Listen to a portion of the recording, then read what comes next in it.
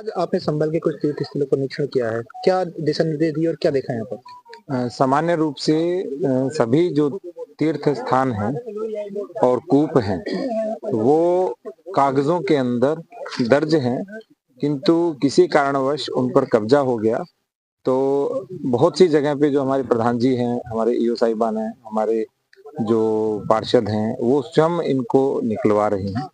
तो जिस तरह से हम अन्य अन्य स्थानों पर अतिक्रमण को हटाने का ड्राइव चलाते हैं, उसी तरह से ये जो तीर्थ है वो मूल रूप से तालाब हैं, क्योंकि पहले तालाब के ऊपर ही एक तीर्थ स्थल होता था, वहां स्नान इत्यादि होती थी, पूजा इत्यादि होती थी। तो उन तालाबों को हम निकलवा रहे हैं।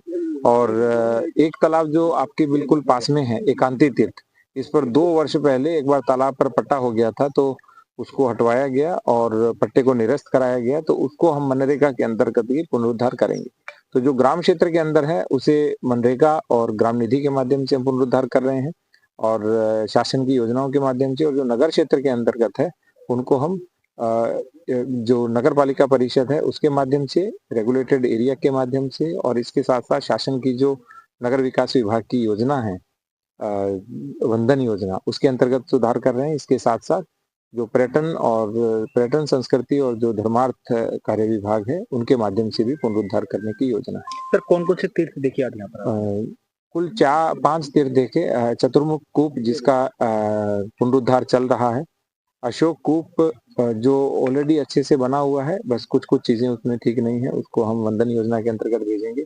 इसके अतिरिक्त यहाँ पर चतुर सागर और एकांती तीर्थ और बीच में शंख माधव, कुल 5 जो स्थान थे, तालाब थे और कूप थे, उनको हमने देखा।